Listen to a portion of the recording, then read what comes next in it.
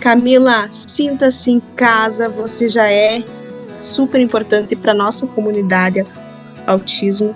Então, sinta-se super bem recebida no Terapia de Mães. E pode começar sua palestra se apresentando e falando um pouquinho mais sobre o seu trabalho, que já é extraordinário. Eu agradeço imensamente o convite. Eu fiquei feliz também em conhecer o projeto de vocês, porque eu sei o quanto de dificuldade as famílias enfrentam com relação ao sono. Então realmente. Oi, Maria Júlia. Deixa eu ver aqui, peraí, se eu consigo já compartilhar minha tela. Vamos ver. Então, dando continuidade, eu fiquei muito feliz com o convite. Como eu falei, eu sei que o sono é um grande desafio, dentre tantos outros que as famílias atípicas enfrentam. O sono realmente é uma queixa muito comum e trazer esse assunto para vocês, eu espero que realmente assim eu possa contribuir no dia a dia de vocês, numa mudança que possivelmente precisa acontecer no lar de vocês, para que vocês tenham uma possibilidade de um desenvolvimento, de um potencial de desenvolvimento muito maior das crianças, tá? Eu fiz uma apresentação aqui para vocês, então eu vou começar me apresentando, e em seguida eu vou passando os slides. Eu combinei com a Maria Júlia de deixar no final um tempinho para que vocês possam tirar as dúvidas de vocês também. Então, no decorrer da aula da minha apresentação, se vocês quiserem colocar no chat as dúvidas, para que não se esqueçam, podem fazer assim também, e aí no final eu abro o chat e vejo as dúvidas de vocês, tá? Então, eu sou Camila Kamers, eu sou fisioterapeuta de formação, sou certificada internacionalmente em sono infantil e na adolescência, sou coautora de um livro Simplificando o Autismo, sou educadora parental também, acabei de ter um artigo científico publicado também, meu primeiro artigo, se Deus quiser virão outros, e sou pós-graduanda em neurodesenvolvimento e seus transtornos e também estou em uma formação de neurociências. Amo demais estudar, amo demais aprender e tudo que envolve o sono e o desenvolvimento me encanta. O sono eu falo que eu não canso de estudar. Eu acho que eu já fiz 6 ou 7 formações de sono e busco sempre mais para que eu possa trazer sempre mais conhecimento e mais apoio para as famílias que chegam até mim. Eu também sou mãe da Manu, da Manuela e do Miguel. O Miguel tem 7 anos, a Manu tem 5. E os dois, assim, são realmente a minha razão de viver. Era o sonho da minha vida, a maternidade, assim como eu imagino que seja, que os filhos de vocês sejam, representam isso também para vocês. Então, passando aqui, quando a gente fala em sono, nós precisamos entender, e talvez vocês que estiverem passando por uma privação de sono, ou se já passaram por uma privação de sono, talvez vocês imaginem o quanto ele é significativo. E é, de fato, uma necessidade vital no nosso dia a dia. É tão importante, mas tão importante, que a gente passa 1/3 das nossas vidas dormindo. E se a gente parar, então, e analisar uma pessoa com 60 anos, ela passou 20 anos dormindo. Vocês percebem que realmente é um tempo bem significativo. E quando nós pensamos em uma privação de sono, em uma dificuldade de sono, isso acaba interferindo em várias áreas da nossa vida. Mais do que um período de simples descanso, o sono é um comportamento complexo e fundamental para o desenvolvimento saudável do ser humano. Então, quando nós pensamos em um bebezinho pequenininho, vocês devem se recordar o quanto um bebê pequenininho, um bebê recém-nascido, tem de necessidade de sono. E essa necessidade de sono, ela acontece justamente pelo fato do sono ser um ponto fundamental para o desenvolvimento. Então, várias funções biológicas específicas acontecem durante o sono. E, além do mais, dá para falar que, além de acontecerem todas essas funções biológicas durante o período de sono, existe uma parcela grande de atividades, de funções que acontecem somente durante o sono, que no período de vigília elas não estão presentes. E no decorrer do crescimento, do desenvolvimento, o sono ele vai se transformando e gradativamente vai se assemelhando ao sono de um adulto. Então, como eu citei anteriormente, quando nós pensamos em um RN, um recém-nascido, ele tem uma necessidade de sono muito maior, então ele dorme muito mais, e conforme o tempo vai passando, esse sono ele vai diminuindo na quantidade de horas. E conforme também esse desenvolvimento vai acontecendo, esse sono também vai ficando mais parecido com o nosso sono. Então, um sono de recém-nascido tem muitas horas, depois a gente saiu da fase de recém-nascido, temos um sono de um bebê até 2 anos de idade, que ainda tem algumas particularidades. A partir de 3 a 5 anos, eles perdem a soneca que eles fazem, então eles se assemelham ainda mais ao nosso sono de adulto, que é considerado um sono monofásico. O que seria isso? O sono se concentrando apenas no período da noite. Já não tem mais aqueles momentos de cochilo, de sonecas no decorrer do dia. E em todo esse desenvolvimento, em todo esse transcurso que vai acontecendo de mudança de sono, algumas variações dentro de um considerado normal podem acabar se transformando em problemas de sono, mas que são passíveis de intervenções. Então, quando nós temos o conhecimento para agir nessas dificuldades e nesses problemas, a gente consegue solucioná-los, tá? Podemos ter problemas de sono em um bebezinho, em uma criança, em um adolescente, em um adulto e em um idoso. Ninguém está livre desses problemas de sono. A grande questão é que, quando nós estamos pensando em um bebê, em uma criança, até mesmo em um adolescente, muito do desenvolvimento cerebral deles está acontecendo ainda. Um bebezinho, uma criança, nem se fala, é um poder de um desenvolvimento cerebral extremamente grande. Então, cuidar do sono para que esse sono possa cumprir as funções que ele é destinado, memória, aprendizado, regulação de emoções, tudo isso vai fazer uma grande diferença no potencial cerebral de desenvolvimento desse indivíduo, tá? Bom, e aí entramos no sono do autista. O que nós temos de diferente? O que acontece que existem tantas dificuldades? Nós temos um número de crianças autistas com dificuldades de sono relativamente alto. Então, entre 40% a 93% dos autistas apresentam distúrbios de sono. Não é uma característica primordial da gente pensar, tem uma dificuldade de sono porque é autista. Sim, essa dificuldade de sono ela pode acontecer por causa da neurobiologia mesmo do autista, mas essas questões relacionadas ao sono, como eu citei anteriormente, elas são passíveis de intervenções, passíveis de tratamento, a gente pode mudar. Então, não é um destino final, ele tem um problema de sono porque ele é autista e nada se pode fazer. Muito pelo contrário, vocês devem priorizar por esses ajustes. Bom, quanto pior o sono, mais sintomatologia, mais sintomas do autismo nós poderemos ter, e quanto mais sintomas, pior também poderá ser o sono. Então, aqui nós temos um efeito que pode se tornar cíclico. Então, se nós temos mais sintomas do TEA, nós podemos ter um pior sono. Só que quanto pior o sono, nós também podemos ter mais sintomas.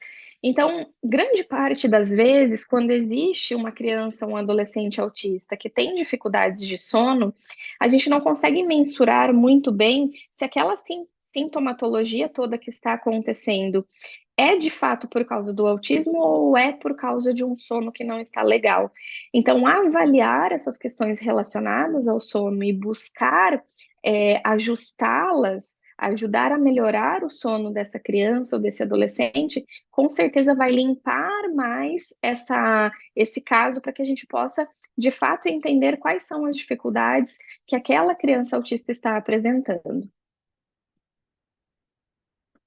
Bom, as crianças apresentam essas dificuldades, é fato, só que essas dificuldades elas acabam respingando em toda a família. Então, aqui nós temos um estudo bem significativo que mostrou que pais de autistas apresentam maiores níveis de estresse quando comparados com crianças neurotípicas. Isso não está relacionado apenas na questão do sono, embora esse estudo esteja relacionando as questões de sono. Já é uma carga muito grande de responsabilidade. Ser pai, ser mãe, é muita responsabilidade, nós temos muitas responsabilidades. Mas quando nós pensamos nas crianças autistas, onde existe essa responsabilidade, essa rotina muito mais exaustiva por parte dos familiares, muitas vezes por causa, né, acaba ficando mais por conta das mães, de levar para terapia, de incentivar as habilidades em casa, de buscar o máximo que pode fazer com aquela criança, gera sim mais estresse, porque gera mais cansaço, tá? E as causas para o aumento do estresse presente nessas famílias muitas vezes está relacionado aos problemas comportamentais de um sono ruim. E eles tendem a ter, então vocês pais tendem a ter uma qualidade pior de sono também e uma maior fragmentação, sendo como eu falei, um respingo, um reflexo do sono ruim das crianças de vocês. Aqui eu deixei o artigo, se vocês quiserem dar uma olhada depois, é um artigo bem legal que acaba mensurando tudo isso e trazendo um olhar também para vocês pais e não somente para a criança. Porque, como eu costumo dizer, uma criança que não dorme é igual a um adulto que não dorme. É muito difícil que uma criança acorde à noite e fique quietinha lá na cama dela, passando por aquele período acordado. Ela vai em busca dos pais, ela vai chamar pelos pais, ela precisa dessa ajuda dos pais para retomar o sono ou então para passar aquele tempo acordado. Então, se nós temos uma criança que não dorme, provavelmente nós temos um lar todo que sofre as consequências desse sono que não está de qualidade, não está sendo restaurador. As principais dificuldades relatadas pelas famílias, então, com crianças e adolescentes autistas são demora para iniciar o sono, despertares frequentes, um despertar noturno com um longo período acordado na madrugada e um despertar matinal muito precoce pela manhã. Então, aquela criança que acorda muito cedo pela manhã. Isso aqui são dificuldades que nós encontramos, que as famílias trazem para mim nos meus atendimentos, mas quando eu converso com as famílias onde, após um recebimento de um diagnóstico dos seus filhos, os pais acabaram tendo esse diagnóstico também, alguns deles acabam relatando algumas dificuldades de sono nesse sentido também. Então, eu demoro para dormir, às vezes eu desperto, e aí fica também um pouco difícil de mensurar se esse despertar na madrugada acontece por conta própria ou acontece por causa do filho que acabou de acordar. E quando tem um despertar longo, por exemplo, esse pai às vezes acordou, foi ajudar o filho a voltar a dormir, mas voltou para a cama dele e ele não consegue adormecer logo também, ele fica com esse período de despertar longo na madrugada.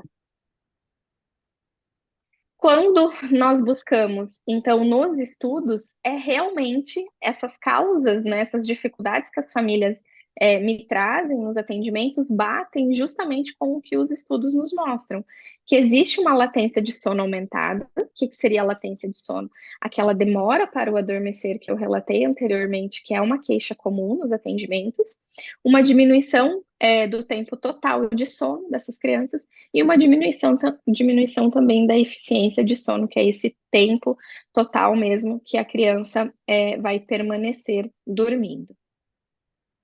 Os principais fatores que vão prejudicar o sono no TEA são as alterações do ritmo circadiano, a secreção da melatonina e o transtorno do processamento sensorial.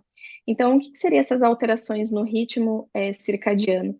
Muitas vezes, pela falta de leitura dos sinais sociais que vai acontecendo no decorrer do dia, ou então próximo ao momento de dormir, acaba gerando essa dificuldade do organismo dessa criança ter um ritmo adequado para aquelas situações do dia, para dessa forma desencadear o sono no momento certo, o sono ou a vigília.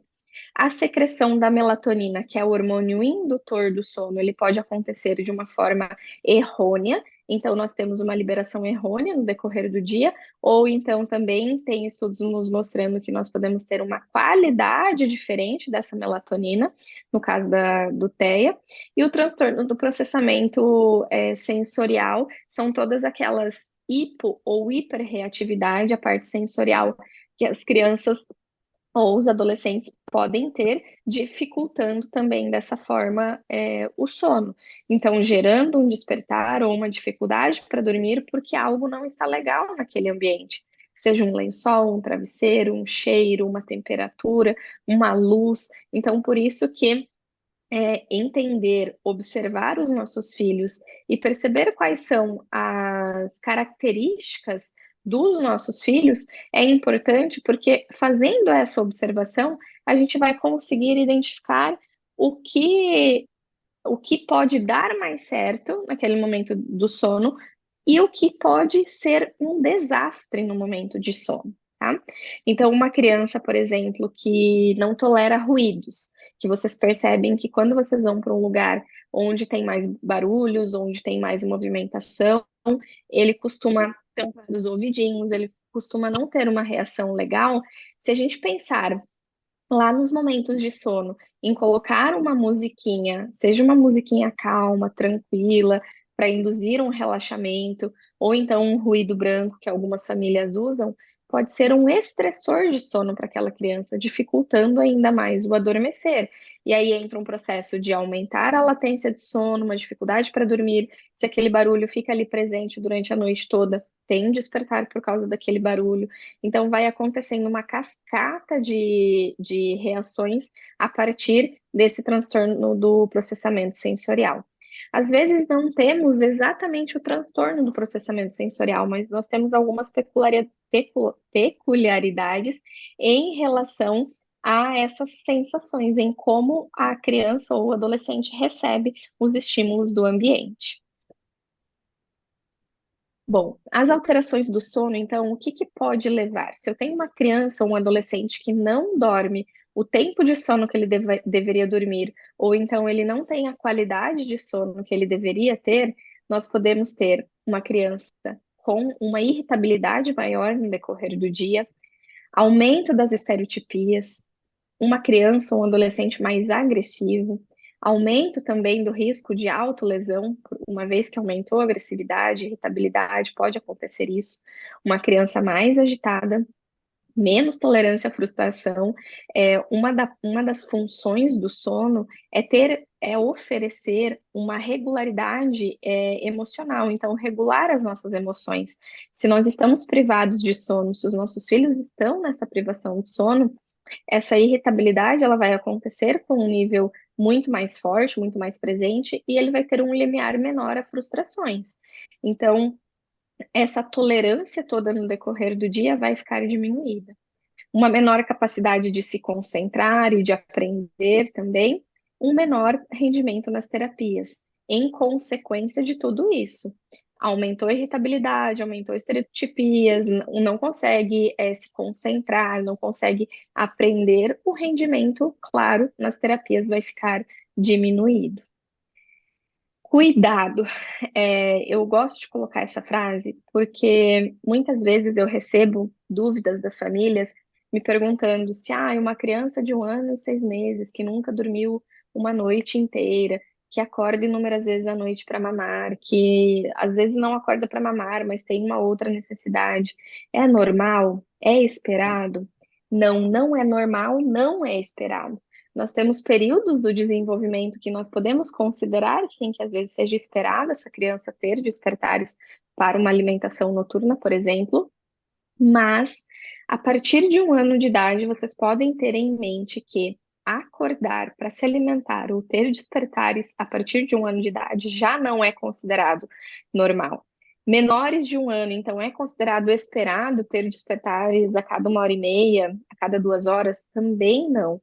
Porque se nós pensamos em um recém-nascido que tem uma necessidade, às vezes, de uma alimentação mais frequente à noite, mas uma criança, um bebê, onde já fez a introdução alimentar, já tem uma rotina bem estruturada, ela deve ter essa capacidade de dormir mais horas à noite, ter um sono sem despertares, para que esse sono seja reparador. O sono é um componente essencial para o desenvolvimento saudável de crianças em todas as idades.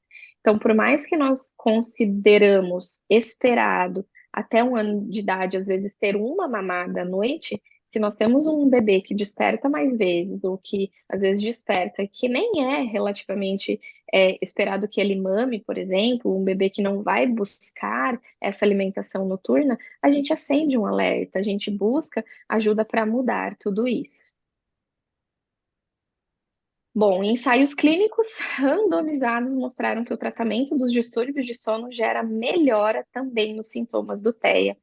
Lembra aquele efeito cíclico que eu mostrei para vocês antes? Quanto pior o sono, pior pode ser os sintomas. Quanto pior pode ser os sintomas, pior pode ser o sono. Então, a boa notícia que nós temos é que, tratando o sono, ajustando o sono, nós podemos ter uma melhora também nesses sintomas, que são externalizantes do TEA. Será que alguém falou alguma coisa? Acho que é só um áudio aberto, né? Acho que é só um áudio aberto. Vamos lá. Continuando aqui. Então, nós podemos ter uma melhora bem significativa dos sintomas que vocês, por vezes, percebem quando nós pensamos numa criança autista, mas também é um efeito muito, mas muito, mas muito positivo no desenvolvimento, no recebimento das terapias, no recebimento das intervenções que vocês, mães, fazem em casa com os filhos, porque nós sabemos que aquele momento que eles vão para a terapia são momentos pontuais do dia dele, mas que nós devemos continuar essas intervenções na nossa casa para potencializar tudo isso. Então, dentro da nossa casa também a gente vai ver que o recebimento por parte deles dessas intervenções, quando eles dormiram bem, quando eles tiveram uma boa noite de sono, vai fazer total diferença. Aqui também deixei a referência do artigo para que, se vocês quiserem dar uma olhadinha, tem ali. Então, o que que nós podemos fazer? Por onde nós devemos começar a pensar nesse tratamento dos distúrbios de sono que eu coloquei anteriormente? A gente pode ter vários distúrbios de sono presentes, tá? O mais comum é a insônia comportamental. E a insônia comportamental, ela não se trata, né? Nós não temos um tratamento dela a partir de medicações. Não existe, na verdade, nenhum remédio que trate o sono, que seja para falar, olha, toma esse remédio, que esse remédio vai melhorar o sono. O que nós temos são, muitas vezes, medidas farmacológicas que podem ser adotadas para melhorar alguma sintomatologia que esteja prejudicando aquele adormecer, mas não necessariamente tratar o sono, tá? E nós não lançamos mão de nenhuma medicação, de nenhuma suplementação antes de medidas comportamentais não farmacológicas. Então, não pensem em tratar o sono, em ajustar o sono com um remédio. Pensem nesses ajustes que precisam ser feitos de uma forma comportamental antes, de hábitos, de rotina, de tudo que a gente vai conversar ainda aqui no decorrer dessa aula, tá? Eu quero que vocês pensem, olhem para essa foto e reflitam nessas frases que eu vou colocar aqui para vocês, tá? Então, o primeiro ponto é assumir que existe uma dificuldade, tá? Então, quando a gente olha para essa foto, o que que eu vejo nessa foto? Eu vejo uma vontade de vencer, uma vontade de eu vou conseguir. Talvez eu não chegue em primeiro lugar, em segundo lugar, enfim, aqui é uma competição de uma atividade física, né? Talvez eu não chegue com a certa velocidade que eu gostaria de chegar, mas para que eu para que eu vença alguma coisa na minha vida, eu preciso fazer uma construção. Então, o primeiro pilar, a primeira coisa que a gente deve fazer, que vocês devem fazer, é assumir que existe uma dificuldade em relação ao sono de 1 mês, de 15 dias, de 2 meses, de 6 meses, de 2 anos, mas que vocês não percam a vontade de ir atrás, de ir em busca de mudar essa realidade. Então, não fiquem paradas, não façam uma estagnação na vida de vocês a partir disso. Não tenho nada para fazer, o sono é ruim mesmo, meu filho é autista e a gente não tem nada o que fazer. Muito pelo contrário, vocês têm muitas e muitas cartas na manga para tratar isso, para ajustar isso, tá? Tenham metas, tá? Então, quando eu olho para essa imagem de novo, que eu gostaria que vocês tivessem também essa observação nessa imagem, se eu estou fazendo uma construção, eu posso estipular metas pequenas, e conforme eu vou vencendo essas metas pequenas, eu vou chegando na minha meta maior. Qual seria a meta maior de vocês? Oferecer a maior qualidade e quantidade de sono possível para que se tenha um sono restaurador da criança de vocês, do filho de vocês, mas além disso, da casa como um todo, do lar de vocês. Lembrem também daquele estudo do nível de estresse que acontece em uma família por não dormir bem, tá? Então, estipulem metas menores, mas com uma visão lá da frente, de um objetivo final, tá? Para que realmente essa construção possa ser feita. Vocês podem começar tudo isso sozinhas.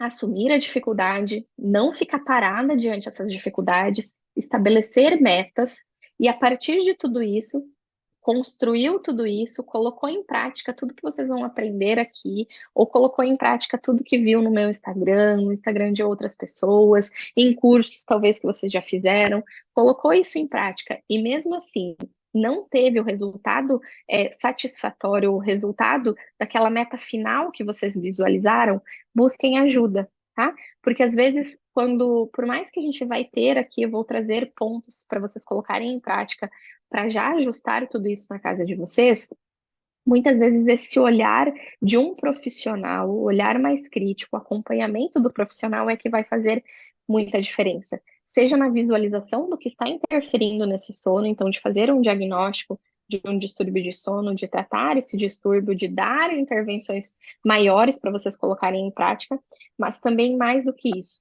de encorajar vocês, de mostrar que pode ser mudado, que existe essa possibilidade de mudar, que vocês não vão ficar paradas naquela dificuldade e daqui eu não saio. Não, vocês vão sair dessa dificuldade de sono que vocês estão enfrentando. Aqui eu quero trazer uma diferença muito significativa para vocês, de que qualidade de sono é diferente de quantidade de sono. E nós devemos ter um equilíbrio entre esses dois pontos, na qualidade e na quantidade. O que eu quero dizer com uma qualidade de sono? Às vezes nós temos lá uma referência de que o nosso filho precisa ter 11 horas de sono noturno e talvez ele durma às 8 horas da noite e acorde às 7 horas da manhã. Só que a qualidade desse sono que ele teve no decorrer da noite não foi boa. Ele não acordou bem, ele acordou várias vezes à noite. Então, por mais que tenha essa distribuição de horas de sono, nós não tivemos a qualidade. O que se refere a essa qualidade de sono também? Então, um ambiente todo ajustado para que esse sono possa ser restaurador, a quantidade de horas de sono com uma baixa variabilidade. Então, digamos que a criança precise lá ter as suas 11 horas de sono, mas um dia ela dorme às 8 e acorda às 7, outro dia ela dorme às 10 e acorda às 9, outro dia ela dorme às 6 da noite e acorda às 5 da manhã. Isso apresenta uma alta variabilidade na semana dessa criança, nos dias dessa criança. Isso vai refletir na qualidade de sono dela, tá? Tem alguém, acho que é iPhone 2, eu não consegui identificar o nome aqui, com o áudio aberto. Se puder fechar, eu acho que depois vai ficar melhor para as pessoas que forem assistir não ter interferência no som, tá? Obrigada, gente. Então, a qualidade de sono vai se referir a como ela passou aquela noite de sono, se foi restaurador, se acordou bem-humorada, acordou feliz no dia seguinte, a baixa variabilidade na distribuição dessas horas de sono, tá? E a quantidade de sono, nós temos aqui uma recomendação que nós seguimos da Academia Americana de Medicina do Sono, distribuído por faixa etária, tá? Então, aqui, de 4 a 12 meses, de 12 a 16 horas de sono, incluindo sonecas, de 1 a 2 anos, de 11 a 14 horas de sono, incluindo sonecas, de 3 a 5 anos, entre 10 a 13 horas de sono, incluindo sonecas, 6 a 12 anos, é uma variação de 9 a 12 horas, e 13 a 18 anos, uma variação de 8 a 10 horas. Então, o que que eu busco primeiro? A quantidade de sono ou a qualidade de sono? O que vocês vão buscar em primeiro lugar é entender quanto de sono o filho de vocês precisa dentro dessa distribuição. Então, digamos que aqui, deixa eu pegar um exemplo. A Noelma tem uma criança de 4 anos e ela vai olhar para essa tabela e ela vai falar: então, se a minha criança tem 4 anos, eu estou vendo aqui que a recomendação feita pela Academia Americana de Medicina do Sono diz que o ideal é que o meu filho durma entre 10 a 13 horas de sono, colocando lá o tempo de sono noturno e a soneca, se ele fizer. Então, digamos que essa criança dorme às 8 horas da noite e acorda às 7 horas da manhã. Ela fez 11 horas de sono noturno. E ela tem mais 1 hora e meia de soneca. Então, ao total, ela fez 12 horas e meia de sono num total. Então, está dentro das horas de sono recomendadas, tá? Agora, se ela não fizesse essa quantidade de horas de sono, aí eu vou buscar colocar o mais próximo possível em um primeiro momento, no mínimo, dessa quantidade de horas de sono, e depois eu vou entendendo se a minha criança precisa mais do que isso ou não, tá?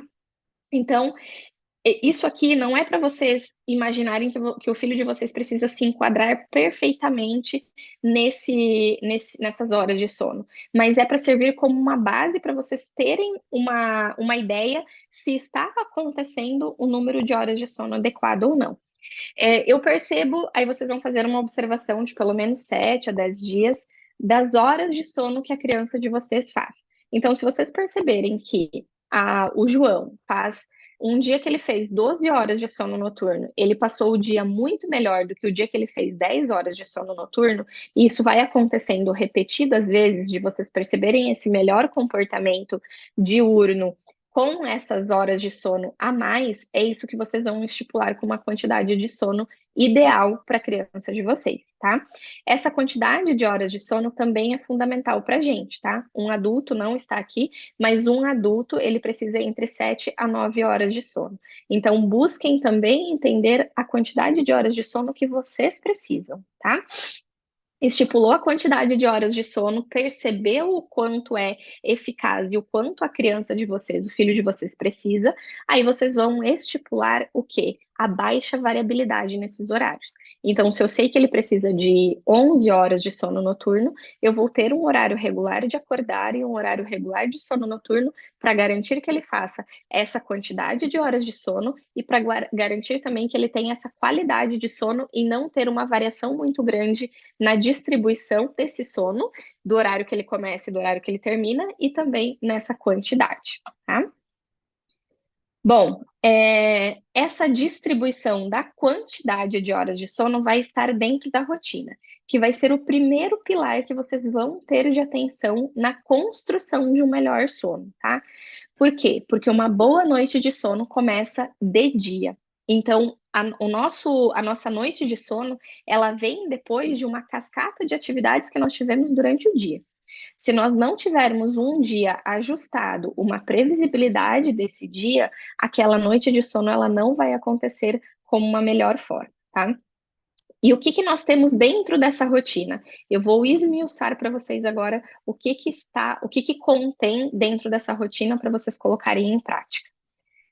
Bom, dentro da rotina, nós começamos sempre pelo início do dia, tá? Então, se nós pensamos lá nas horas de sono que a nossa criança precisa, e vocês perceberem que por volta de 7 horas da manhã ele inicia o dia, e se ele precisa de 11 horas de sono noturno, vocês vão levar em consideração sempre esse início do dia para estipular o final do dia, o início da noite de sono.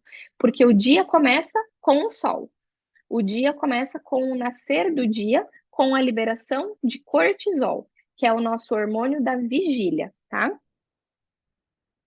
Muitas vezes nós relacionamos o cortisol com o hormônio do estresse. Ele em excesso, sim, é o hormônio do estresse, mas ele em níveis adequados é o que vai garantir que a gente possa ter uma vigília adequada, passar o nosso tempo do dia bem. Então, o horário de acordar pela manhã. O seu filho acorda sozinho ou ele precisa ser acordado? E como é o humor dele no momento que ele acorda? Aí ele acorda sozinho e eu fiz uma anotação de 7, 10 dias e eu percebi que a média que ele acorda é entre 7 e 7 e meia da manhã. Então, ok, você vai estipular que o horário de despertar pela manhã do seu filho é 7 horas da manhã. Se deu 7h30 da manhã e ele não acordou ainda, ele precisa ser acordado, tá? E aí à noite você vai estipular aquele horário regular também.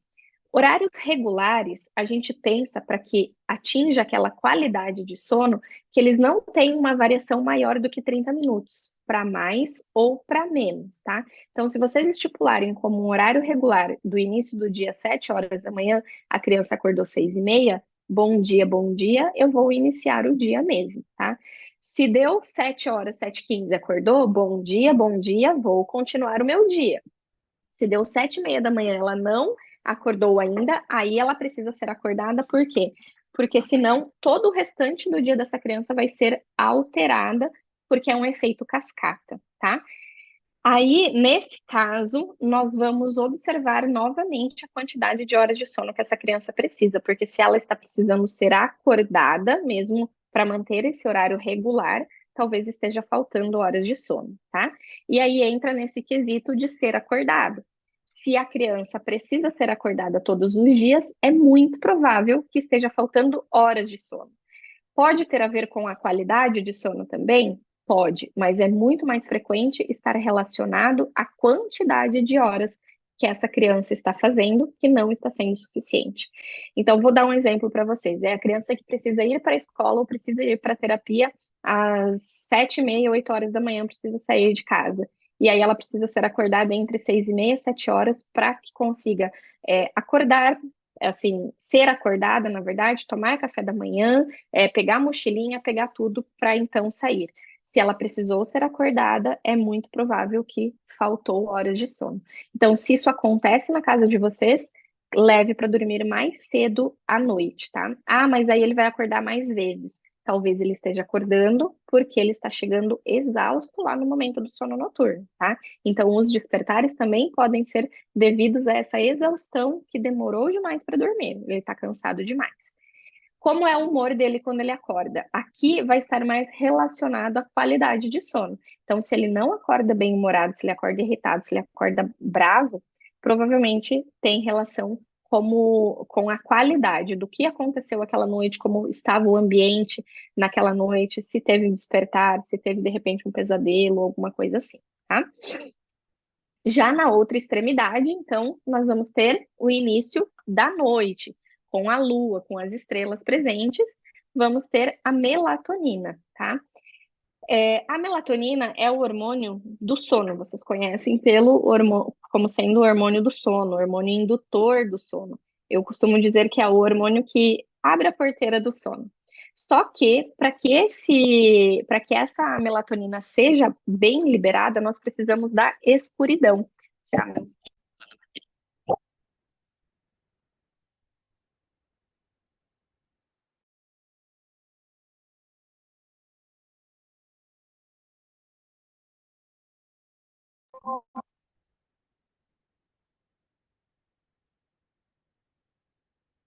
Às vezes ele fica travado por causa do fone. Acho que sim, né? Acho que sim. Tudo Faz bem, o som. pessoal? Pode prosseguir. Vamos lá, então. Opa, deixa eu voltar aqui meu slide, peraí. Então, à noite nós temos a melatonina presente. Se houver escuridão e se tiver a melatonina, se a escuridão estiver presente, a melatonina pode ser liberada. Se nós temos muita claridade, se nós temos luzes, essa melatonina ela não é liberada de uma forma adequada, tá? Então, que horas que a criança é levada para dormir e que horas de fato ela dorme, tá? Por quê? Porque existe uma diferença muito grande de eu levar a criança para dormir às 20 horas e ela conseguir dormir apenas às 21h30. O que que é esse tempo que ela vai ficar ali? É um tempo de latência de sono muito alto, muito elevado. 1h30 dessa espera para o adormecer é muita coisa. Então, a gente revê também a rotina, revê a higiene de sono para ver o que está acontecendo. Para vocês terem ideia desse tempo, o que que é considerado mais esperado? Entre 10 e 20 minutos. Sendo que até 30 minutos é tolerável, tá? Agora, passou de 30 minutos, a gente vai rever a rotina principalmente se tem sonecas, que depois eu vou explicar também para vocês sobre a soneca, porque está dentro da questão da rotina. E também de como foi esse finalzinho do dia, se a gente deu a possibilidade da melatonina entrar em ação. Se a gente não deu a possibilidade da melatonina entrar em ação e se essa soneca está atrapalhando o sono noturno, a gente precisa rever isso para que essa demora do adormecer não seja tão grande, tá? Para que essa criança entre naquele período considerado de janela ideal que eu comentei com vocês, entre 10 e 20 minutos, no máximo 30 minutos, tá? Pode entrar a suplementação de melatonina nesse momento? Pode, desde que a gente já tenha colocado todas as práticas para a melatonina natural dessa criança entrar em ação. Se nós não fizermos isso, eu não acho uma boa estratégia, eu não acho que seja legal, por mais que talvez vocês já tenham ouvido inúmeras vezes que a melatonina é um hormônio natural, que é produzido pelo nosso corpo, que não tem nada demais oferecer a melatonina. A melatonina, ela é sim, né? Ela tem essa liberação pelo nosso corpo, mas ela só é natural se é sintetizada pelo nosso corpo. Se eu venho de forma externa e faço ingestão disso, é um hormônio que eu estou dando para o meu filho, tá? Ou que eu estou ingerindo. Então, a gente precisa dar a possibilidade da melatonina natural entrar em ação, tá? E como é que a gente faz isso? Através da higiene de sono. E a higiene de sono, já para trazer para vocês, ela começa pela manhã. Então, de manhã, quando nós temos o sol presente, o que nós devemos fazer? Expor a nossa criança, ou nós mesmos também, ao sol. Não é ir lá e ficar tomando um sol, não, não é isso. É expor a luz natural. Então, deixar que esse sol, que essa luz do dia entre na nossa casa. Brincar no quintal com a criança, isso vai fazer a grande diferença já lá para o momento da noite. Não está relacionado somente com aquela energia boa que vai ser liberada no início do dia. Não, já vai ter relação com a melatonina lá no momento da noite, porque depois de um certo tempo, o nosso cérebro, após receber essa luminosidade natural pela manhã, ele vai dar o start para a secreção da melatonina, se houver o passo que precisa existir lá na noite também, que é aquele entardecer que acontece lá fora de casa, dentro da nossa casa também. Então, a diminuição das luzes de casa, deixando luzes mais quentes, acesas, para aquelas cores que acontecem no pôr do sol. Sabe quando a gente olha para o pôr do sol no finalzinho do dia e vê aquele amarelinho, aquele vermelhinho? Aquelas cores presentes lá no pôr do sol é que a gente deve incrementar dentro da nossa casa para que essa melatonina possa realmente entrar em ação. E esses pontos da diminuição de luzes e tudo que acontece lá no finalzinho da noite, a gente prioriza para 1 hora, pelo menos 1 hora antes do adormecer.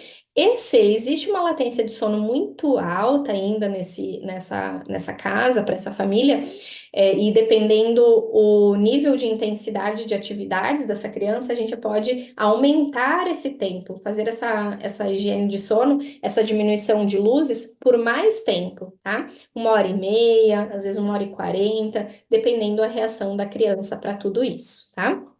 Então, horário de acordar, estipulem, horário de dormir, estipulem, mediante a quantidade de horas de sono que vocês identificarem que tem como base lá da Academia Americana de Medicina do Sono e também mediante ao que vocês perceberam que funciona melhor para o filho de vocês. Entre 10 a 13 horas, por exemplo, lá na faixa de idade recomendado. Em quanto tempo, em qual quantidade de sono o seu filho fica melhor? Então, ele fica melhor com 11 horas de sono, e vocês vão lembrar que a gente precisa ter uma baixa variabilidade nesses horários para que a gente possa ter a qualidade de sono também. Então, vocês vão estipular, por exemplo, 8 horas da noite é o horário de dormir, 7 horas da manhã é o horário de acordar. Dentro desse tempo, ele vai fazer as 11 horas de sono que vocês identificaram que é ideal para ele. Vou ter uma brecha, uma variação do quê? Porque não temos robozinhos em casa, né? Então, vocês podem contar com uma tolerância de 30 minutos para mais ou para menos para eventuais acontecimentos, né? Ajustes que precisam ser feitos, às vezes por conta de um jantarzinho, volta de escola, alguma coisa assim, tá? Mas procurem não variar mais que 30 minutos para que a criança tenha essa essa qualidade, visto que a qualidade do sono está relacionado a essa baixa variabilidade, tá? E tudo isso também deve estar relacionado, e vocês devem prestar atenção em que momento que esse tempo de sono acontece, tá? Por quê? Porque a noite, para o ciclo circadiano, que é uma das formas que a gente tem de regulação de sono, nós temos dois mecanismos básicos que regulam o sono. Um deles é o ciclo circadiano. E para o ciclo circadiano, 18 horas é início da noite, 6 horas da manhã é início do dia. Então, é muito diferente no sentido de liberação hormonal, de variação de temperatura corporal, de batimento cardíaco, né, frequência cardíaca, tudo isso que acontece no nosso corpo por intermédio desse ciclo circadiano, exercendo essas funções no nosso organismo. Se uma criança precisa de 11 horas de sono noturno, por exemplo, ela dormir às 20 horas e acordar às 7, e outra criança que também precisa dessa quantidade de horas de sono, dormir às 10 horas da noite e acordar às 9 horas da manhã. Porque pode vir um questionamento de vocês de falar, não, mas ele cumpre a quantidade de horas de sono que ele precisa. Mas esse tempo de sono não está no melhor momento. Criança dorme cedo e acorda cedo. Quanto menor as crianças são, mais regidos pelo ciclo circadiano eles são. Então, com a tendência de acordar cedo e dormir cedo, tá? Ah, mas o meu dorme às 10 e acorda às 9 horas da manhã. Muito provavelmente é por causa da influência do ambiente que moldou esse comportamento.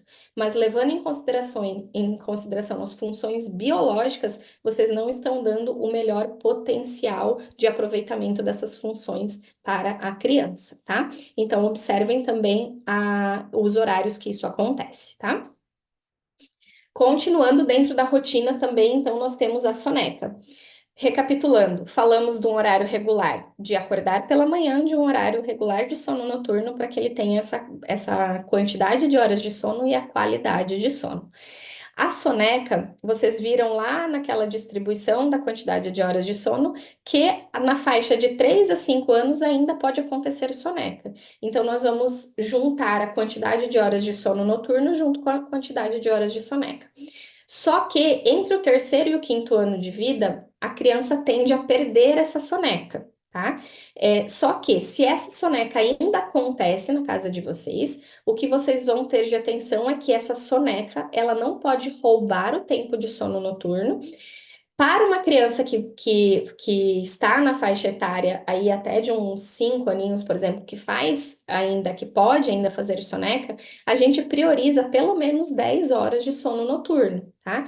Então, se ela precisa de 12 horas de sono noturno, de sono total, e ela está fazendo 9 horas de sono noturno, está fazendo 3 horas de soneca, é melhor que a gente diminua a duração dessa soneca e concentre mais tempo de sono noturno, porque o sono noturno tem funções específicas que a soneca não faz, tá? Não cumpre, um não pode conturbar o outro, tá? A gente não pode deixar que a soneca roube essa concentração lá do sono da noite. Se essa soneca ainda acontece, ela deve acontecer em um horário apropriado, para que não interfira naquele horário que vocês estipularam como regular de ir para o sono noturno.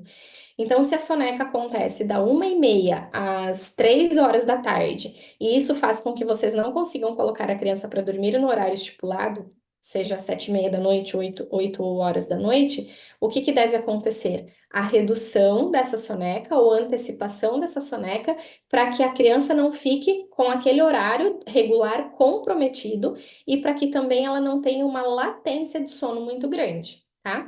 Então, o horário é fundamental e a duração dessa soneca também. O horário para que não impacte no início do sono noturno e a duração para que não roube o sono noturno.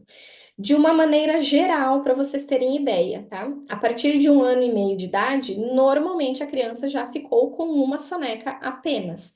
E aí, essa soneca deve acontecer logo após o almoço, para que ela termine em um horário adequado. Quando a gente tem a faixa etária aí de um ano e meio, até 2 anos, 2 anos e meio, acordar até umas 2h30 da tarde, 3 horas, às vezes não impacta o início do sono noturno.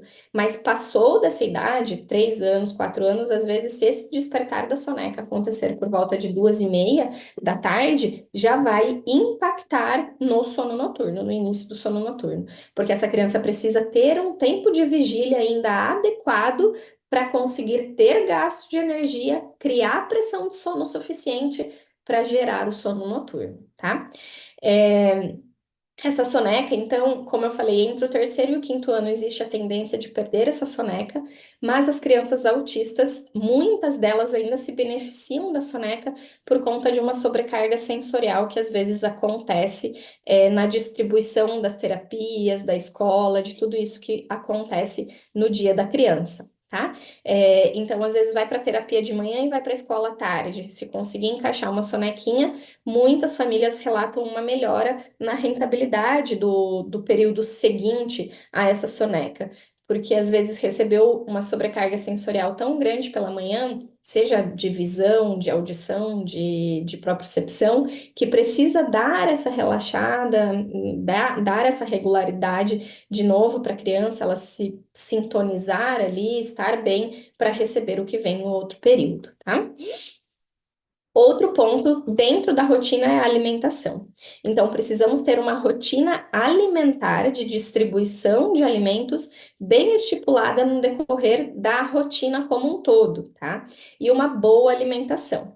O que seria uma boa rotina alimentar? Ter intervalos regulares entre o oferecimento, né, do aporte calórico para essa criança, para que não tenha necessidade de uma alimentação noturna. Então, a cada 2h30, 3 horas mais ou menos, recebe um alimento para que construa realmente esse bom aporte calórico diurno. Geralmente, uma criança, a partir aí de 9 meses, 10 meses, quando já teve a introdução alimentar, tudo, nós vamos ter 5 refeições no dia, às vezes 6, tá? O que seria? Café da manhã, um lanche ou uma fruta no meio da manhã, o almoço, um lanche ou uma fruta no meio da tarde e o jantar. Dependendo da faixa etária dessa criança ou desse adolescente e levando em consideração o horário de sono noturno, às vezes ainda entra uma ceia, tá?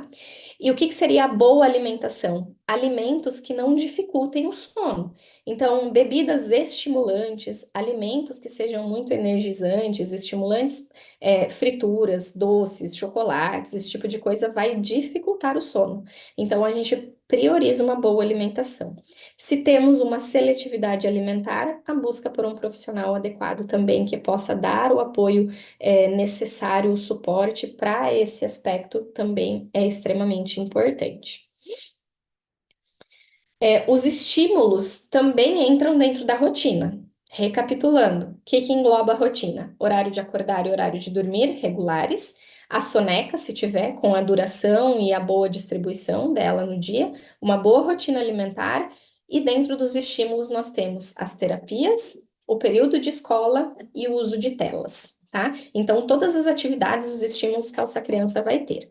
As terapias, é fundamental que vocês identifiquem qual é a terapia que a criança precisa mais e tente fazer uma listinha da reação dessa criança mediante aquela terapia. E quando nós relacionamos ao sono, se for uma terapia que exige mais da criança num sentido de uma sobrecarga sensorial, às vezes maior, ou então de uma irritabilidade, a criança não gosta de fazer aquela terapia, ou é uma terapia mais agitada e existe uma dificuldade com relação ao sono, nós afastamos essa terapia, buscamos pelo menos, né, se houver a possibilidade de um cronograma de terapias um pouco diferente, nós buscamos adaptar essa terapia para um melhor momento, afastando do sono e deixando para perto de momentos de sono, finalzinho do dia, ou que seja na próximo horário de uma soneca, atividades que sejam mais calmas, mais tranquilas, que essa criança tenha uma reação melhor, mais pacífica daquela terapia, tá? Então, a boa distribuição dessas terapias vai fazer muita diferença também. O período da escola, então, às vezes, terapia no período da manhã, escola no período da tarde, ou vice-versa. Reconhecer também qual é o intuito maior naquele momento. Eu preciso de uma socialização maior ou eu preciso de um estímulo maior, talvez de um desenvolvimento motor. E eu percebo que a minha criança rende mais à tarde, ela fica mais disposta à tarde. Só que à tarde ela está indo para a escola, ela não vai para fisioterapia, por exemplo, se precisa de um estímulo motor. Então, distribuir tudo isso na rotina da criança é fundamental para que vocês também possam aproveitar mais dessa rotina, num rendimento dessas terapias, tá? E as telas é um assunto polêmico, é difícil falar sobre isso, existem muitas críticas e tudo mais, e nós sabemos que a rotina de vocês é extremamente cansativa, né? Às vezes a gente precisa recorrer a elas, mas o que eu costumo dizer para as famílias é que se existe uma dificuldade de sono, as telas elas precisam ser retiradas realmente para que a gente possa ter uma visão maior do que essas telas estão interferindo naquele comportamento, porque o sono também é um comportamento. Então, às vezes tem pesadelos ou um momento de terror noturno, né, dependendo da idade da criança, e tudo isso às vezes acontece pela questão das telas. Qual o reflexo das telas nesse sono? Toda a parte cerebral, um estímulo cerebral extremamente grande, que talvez, dependendo da idade da criança, ela não esteja preparada e apta para receber todo aquele estímulo que aquele desenho ou aquilo que ela está assistindo, ela consiga processar. E temos a presença de luz azul, que também é uma luz muito prejudicial ao sono. Então, imaginem uma família que está dando melatonina para criança, que tem o intuito de induzir o sono, de diminuir essa latência de sono, mas é uma criança que usa tela. É inversamente proporcional isso, então uma conta não fecha, porque a gente está dando uma melatonina para diminuir a latência de sono, mas a gente está dando uma tela que pode aumentar a latência de sono por conta da presença dessa luz azul. Então tomem bastante cuidado com isso, tá? Dependendo da idade da criança e dependendo do nível do desenvolvimento dela, vocês vão fazer uso e a gente sabe disso, mas relacionado ao sono, então, pelo menos 2 horas antes do sono, zero telas. E na presença de distúrbios de sono, de dificuldade de sono, evita usar por um tempo para, como eu falei, limpar tudo isso para identificar o que era um comportamento que às vezes vinha, uma dificuldade que poderia estar relacionado também às telas e o que não estava mais, o que não era relacionado a telas, tá? Vamos lá, o que mais dentro da rotina que eu tenho para falar para vocês não deixarem de ter e de fazer. Higiene de sono e ritual noturno. Higiene de sono eu comentei com vocês anteriormente o que que era, né? Então, exposição à luz natural pela manhã, diminuição da luz no período da noite, tá? Trazer luzes mais quentes para dentro de casa naquele momento que antecede o adormecer, pelo menos 1 hora antes, dependendo da latência do sono, até aumentar um pouco. A alimentação entra dentro dessa questão da higiene de sono também, então refeições mais leves próximo a dormir. Se tiver uma ceia, por exemplo, vai ser com alimentos mais leves para que não interfira em todo esse processo de digestão, brigando com todas as funções de sono no momento de dormir. E o ritualzinho noturno, o que é isso? Muitas famílias confundem a rotina com o ritual noturno, o ritual de sono. Ritual noturno seria uma sequência de atividades que deve gerar relaxamento para a criança e que a gente usa para sinalizar o momento de sono. Então, costuma ajudar muito, dar um apoio muito grande, porque a criança vai entendendo que após aquela sequência de atividades, o banho, escovou os dentes, foi para o quarto, colocou pijaminha, leu um livrinho, fez oração, terminou a oração no momento de dormir. Então, fazendo isso repetidas vezes, a criança vai internalizando aquela sequência de atividades e entende que o que vem depois daquela última atividade é o adormecer, tá?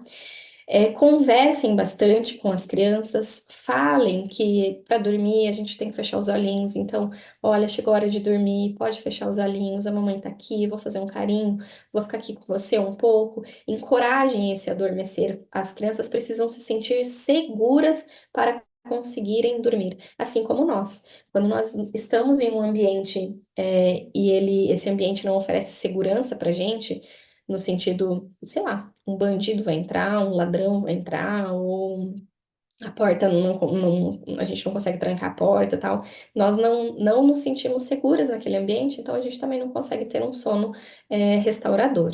Então, façam com que as crianças se sintam seguras naquele local de sono, tá? O ritualzinho noturno ele pode ser muito bem estruturado também com apoio visual, tá? Então, se vocês construírem uma sequência de atividades e colocarem isso em uma folha sulfite, em um papel, alguma coisa, um quadrinho de rotina, vocês vão mostrando para a criança aquela sequência de atividades. Isso também ajuda bastante, porque vocês sabem que eles são muito, muito, muito visuais, tá? Não menos importante que todos esses aspectos relacionados à rotina que eu citei anteriormente, nós temos um ambiente favorável. O que que entra nesse ambiente favorável? A casa de vocês, o lar de vocês como um todo, tá? Então, estar em uma casa, uma família mais ordenada, mais organizada, as coisas acontecendo no momento que devem acontecer, sem aquela falação alta, sem aquele tumulto de casa, sem coisas jogadas, tal. Então, aquele ambiente mais organizado também vai tornar a criança mais organizada, mais pacífica do que está acontecendo naquele ambiente. Inúmeros estudos já mostram isso para gente, que nós somos um fator, um resultado de fatores genéticos, mas também de fatores ambientais. E isso, fatores genéticos e ambientes se misturam para dar o resultado do que somos, tá? Então, um ambiente geral, organizado, mas também um ambiente de sono favorável. E o que que é um ambiente de sono favorável? Então, o quarto é destinado para dormir. É melhor que vocês prezem sempre por isso. Então, se o quarto da criança tem muitos brinquedos, se o quarto da criança é feito para fazer terapias também, o melhor seria reservar esse ambiente de sono somente para o sono, para nenhuma outra atividade a mais, tá? Dentro disso também, a segurança. Tá? Então, dependendo da idade, ou é berço, ou é cama, de que forma for, se for perto de uma janela, se usar um ventilador, vocês devem ter atenção em todos esses pontos, de tomadas, de móveis, que às vezes a criança pode, de repente, subir num móvel, chegar, conseguir chegar na janela. Então, tem um olhar crítico em relação a isso, para ajustar e tornar o ambiente seguro para essa criança. A luminosidade do ambiente influencia bastante. Nós sabemos que no sono noturno, completa escuridão. Temos crianças que têm medos e temos também crianças autistas que são favorecidas de uma mínima luz possível ali. Então, adequar aquele ambiente para as condições daquela criança, das condições individuais, vai fazer muita diferença também, porque não vai tornar aquele ambiente estressor, tá? De uma maneira geral, então, a luminosidade seria melhor escuridão total, se for possível, se não for, o mínimo de luz possível, de uma temperatura quente, sempre abaixo do nível da cama ou do nível do olhar da criança, tá? E conforme o tempo for passando, a gente pode lançar mão também de estratégias para ir retirando, ir reduzindo essa luminosidade, que por vezes é necessária em um curto período de tempo. Temperatura. A temperatura vai fazer muita diferença também no sono. Um ambiente mais fresco, um ambiente mais frio, gera um sono melhor também. Vocês já devem ter percebido que no inverno a gente costuma dormir melhor do que no verão. E tem relação com esses fatores do sono mesmo, que é para a gente conseguir aprofundar o sono, nós temos alguns estágios de sono, e para que a gente consiga chegar no estágio mais profundo de sono, a nossa temperatura corporal precisa cair, precisa baixar. Então, se nós estamos em um ambiente mais fresco, mais friozinho, a nossa temperatura corporal ela cai de uma forma mais rápida, o que vai melhorar a indução de sono e o que vai melhorar também a qualidade do sono. Odores nesse quarto, muita gente usa óleos essenciais, difusores, né, cheirinhos no quarto, mas reparem se não é um fator também que está estressando, que está dificultando o sono por todo aquele comportamento sensorial que nós sabemos que existe, tá? Da mesma forma, os barulhos. Um ambiente silencioso é melhor para o sono do que um ambiente com barulhos, tá? Então, essas são as características de um ambiente. Ambiente geral, organizado, ordenado, assim como o local de sono. A segurança, muito primordial que vocês observem. Luminosidade, temperatura, odores e ruídos, tá? E os bons hábitos de sono. Aqui nos bons hábitos de sono entra toda aquela preparação que a gente vai fazer para o adormecer e de que forma a criança vai dormir. Porque um tipo de insônia comportamental que nós temos está relacionada às associações de sono. Como aquela criança vai induzir o sono dela. É a criança que só dorme mamando, a criança que só dorme ninando, é a criança que só dorme fazendo assim no cabelo da mãe. Se isso não gera efeitos negativos na noite de sono dela, ok, não há problema nenhum, tá? Agora, se nós já ajustamos toda a rotina, se nós já tornamos esse ambiente de sono mais favorável possível para o sono, e tem algum hábito de sono ali que impeça que essa criança adormeça sozinha, que ela tenha uma autonomia de sono, muito provavelmente seja um ponto importante de oferecer, de construir com a criança essa autonomia de sono. Sempre é necessário, como eu citei para vocês antes, não, tá? Se não houver impacto negativo na noite de sono, gente, não há problema nenhum em vocês permanecerem no quarto, em vocês fazerem um cafuné. Se a criança não acorda buscando por aquilo, em uma emenda de ciclo de sono que é natural da noite de sono, está tudo bem, tá? E o que pode acontecer também é que em certo período de tempo isso não afetou negativamente o sono dessa criança. Mas com o passar do tempo, afetou. Então, a partir daquele momento que afetou, a gente vai em busca da mudança. Lembra das pequenas metas, estruturando metas maiores para chegar num resultado mais favorável em um sono mais restaurador. Tanto para a criança, para o rendimento nas terapias, para a socialização, para tudo que a gente precisa colocar para essa criança para estimulá-la mais, para aproveitar todo o potencial cerebral que ela tem, e fazer jus ao esforço que vocês estão fazendo nessa construção de um futuro melhor para a criança. E é isso. Agora eu vou abrir para perguntas de vocês, para as dúvidas. Se tiverem dúvidas, eu vou dar uma olhada no chat. E aí também depois, se vocês quiserem mandar. Ok. No chat não temos dúvidas. De quem está aqui presente, alguma dúvida? Vocês querem perguntar algo?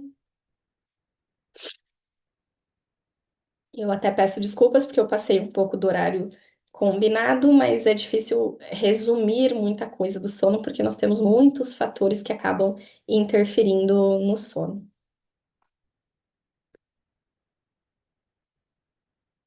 Ninguém? Nenhuma dúvida? Não? Eu não sei quem vai intermediar. Camila, Oi, pode falar. oi, Noelma, boa noite. Não, Tudo bom, né? tudo bem. Assim, meu filho, ele tem 5 anos, ele quase não faz soneca, praticamente a vida dele sempre a gente teve problema com soneca, mas hoje ele dorme a noite toda, quer dizer, ele leva a noite toda, só que tem muito despertares. Antes era por causa de um adenoide e amígdala, ele fez Uhum. recente, tem um mês, a cirurgia. Só que eu percebo que tem um mês, mais ou menos, que ele fez cirurgia, mas ainda tem uma movimentação muito grande na cama.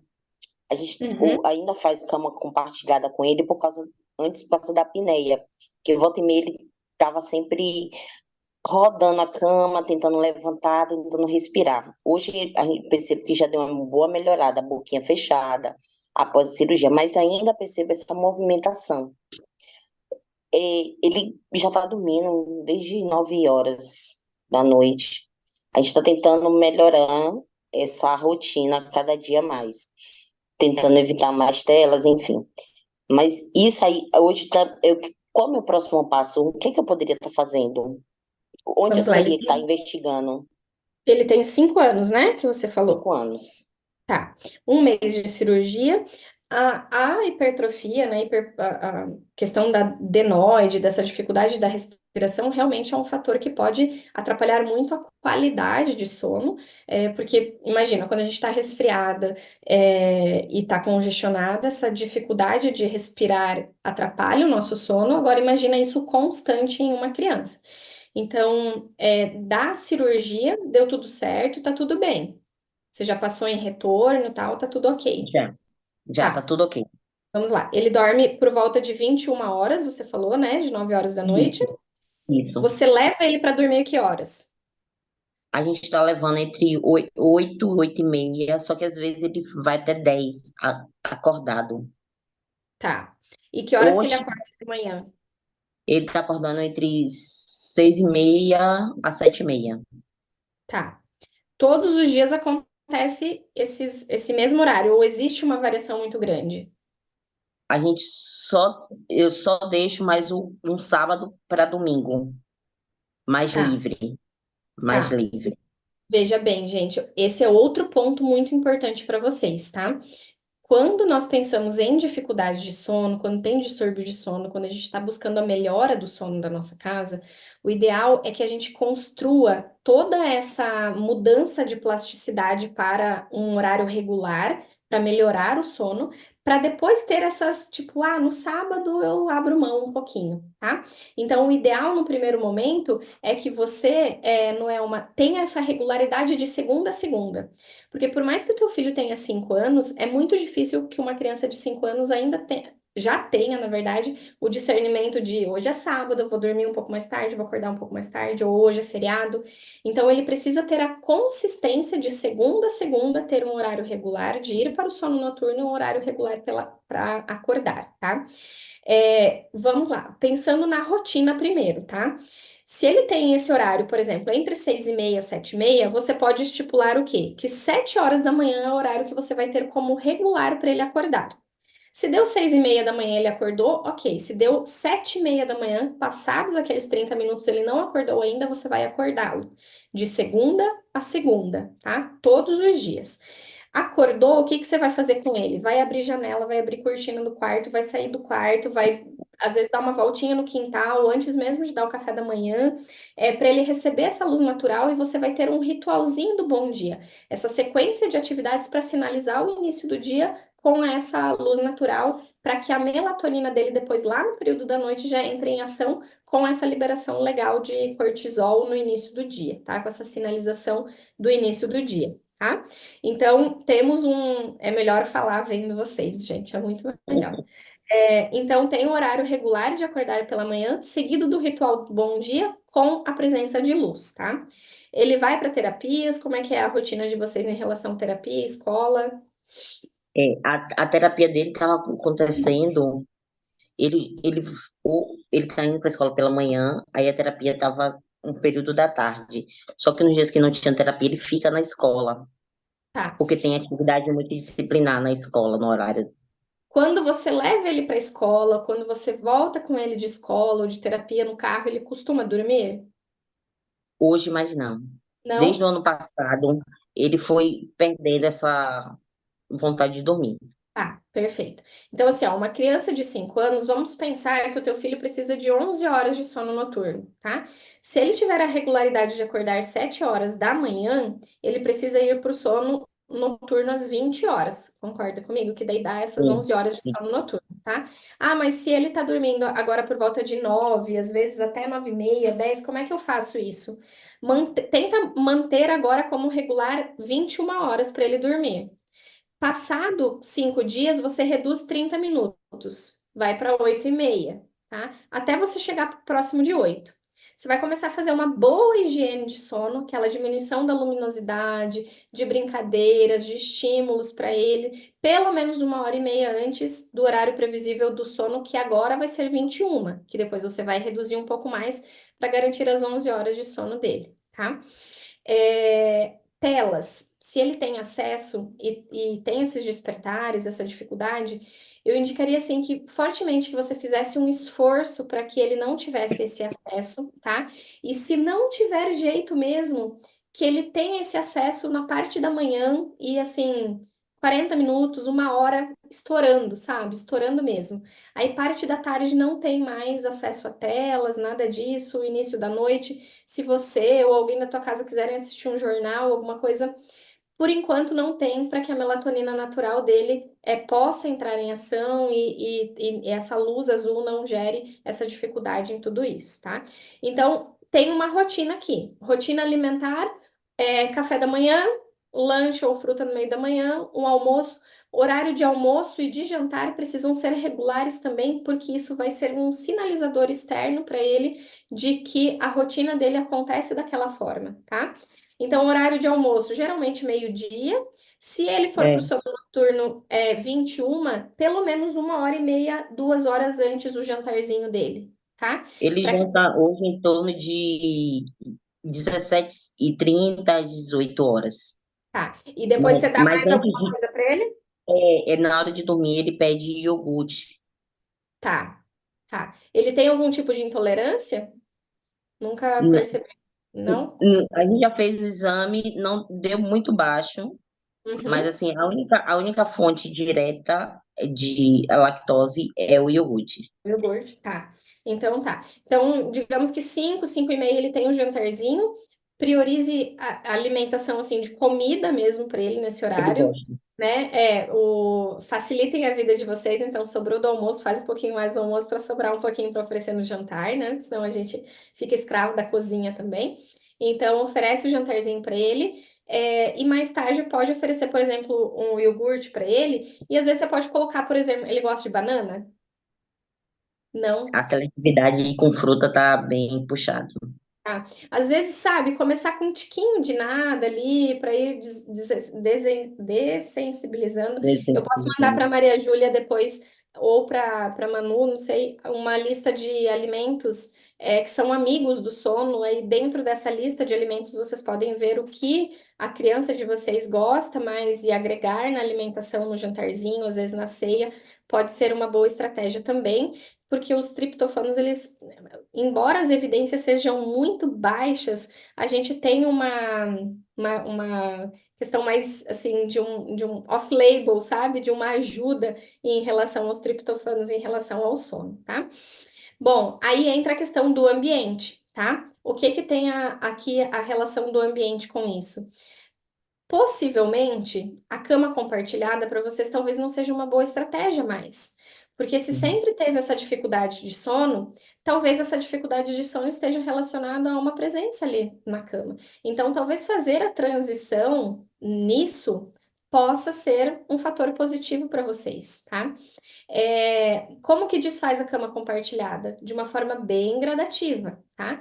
Primeiro momento, você muda com ele, tá? Então, se hoje o sono é no quarto de vocês, você pode ir com ele para o quarto dele e fazer uma cama compartilhada no quarto dele, tá? Ah, não tem, eu só tenho um quarto. Vai colocar um colchão ali no quarto de vocês mesmo, ao lado da tua cama, por exemplo, e ele dorme no colchão.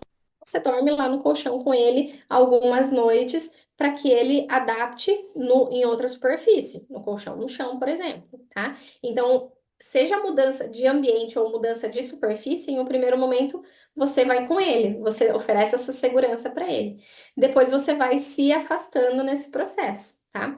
Você precisa fazer algo específico para ele adormecer? Não.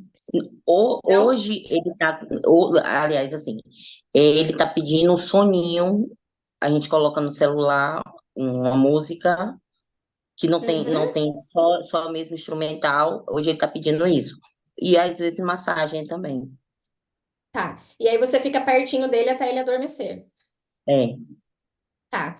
Então você pode fazer tudo isso, seja no colchão no chão no teu quarto, por exemplo, ou seja já lá no quarto dele, e use estratégias lúdicas para isso, para que ele se sinta interessado nesse outro local. Então, ele gosta de carros, tem um hiperfoco de carros. Usem o hiperfoco, por mais que em alguns momentos a gente precisa trabalhar o hiperfoco, mas usem o hiperfoco para ajuste de sono também. Então, ele adora dinossauros ou adora aviões. Vou comprar um travesseiro, uma fronha de dinossauro ou de aviões, ou um lençol disso, que eu possa colocar nessa outra superfície onde ele vai dormir. Ou eu transformo o quarto dele em um primeiro momento ali com um lençol de dinossauros, com um travesseiro de dinossauros, sabe? Para que ele tenha entusiasmo desse outro local, sabe? E aí, devagarzinho, você vai se afastando. Só que se afastando fisicamente, nunca emocionalmente. Eles não podem entender isso como uma perda, sabe? Então, minha mãe tá querendo se afastar de mim a qualquer custo. Não, você vai se mostrar uma mãe muito mais legal e muito mais divertida, com muito mais interação com ele no decorrer do dia, nos momentos apropriados para isso, não estando em uma cama compartilhada, do que fazendo a cama compartilhada. Então, você é muito mais legal nesse distanciamento físico, digamos assim, mas nunca emocional. Ele precisa se sentir seguro. Se você mudou de quarto com ele, num primeiro momento você dorme na mesma cama, então, lá no quarto dele, depois vai mudar a superfície, e aí depois do adormecer dele ali, de você fazer uma massagem, ficar com carinho ali com ele, alguma coisa, você vai diminuindo essa intervenção, e aí você vai percebendo o reflexo que isso dá na noite de sono, nos despertares dele, tá? Então, eu mudei ele de quarto, eu mudei de superfície de colchão, e agora de 5 despertares ele caiu para 2 despertares. Já melhoramos significativamente. Eu preciso ir além? Continua. Não tenho mais despertares agora. Eu posso ficar com ele dentro do quarto até ele adormecer, fazendo uma massagenzinha no pezinho dele? Pode, porque você melhorou o padrão de sono dele. Tá? Ele se sentiu seguro naquele ambiente. Então, eu acredito que o ambiente de sono, claro que toda essa questão da adenoide que ele tinha, pode ser que tinha um reflexo em um sono mais agitado e tudo isso pela dificuldade respiratória, só que isso cria um padrão de sono. E agora a gente precisa mudar esse padrão de comportamento do sono, com os hábitos, com o ambiente, com a rotina bem ajustada. Tá? Tem Muito tudo isso. obrigada. Imagina. Boa sorte. Camila, Oi. nós ultrapassamos o nosso tempo. Eu gostaria de te agradecer. Foi uma aula maravilhosa. Acho que as mães realmente aprenderam muito nessa aula. Mas também acredito que todas elas estejam cansadas, né? E você também. Então, por conta agora, vamos aproveitar esse tema sono. Vamos nos despedir e te agradecer mais uma vez por essa aula incrível, maravilhosa, que nos trouxe tranquilidade e com certeza vai nos trazer uma ótima noite de sono, tirando as nossas dúvidas e trazendo tanto conhecimento para nós. Manu, eu agradeço o convite novamente, tá? Muito obrigada por esse momento. Tem algumas perguntas aqui no chat, eu vou pedir para que as pessoas que mandaram essas perguntas mandem lá no Instagram para mim e falem: olha, eu estava no encontro tal, de hoje à noite. Copia e cola lá para mim, que aí eu respondo para as pessoas, tá bom? Eu queria te fazer um convite também para um dia, quando mais rápido possível, para a gente estar também no grupo do Autismo Cartoon lá, fazendo uma live especial lá no projeto Autismo Cartoon, a gente poder falar sobre esse tema do sono também, tá bom?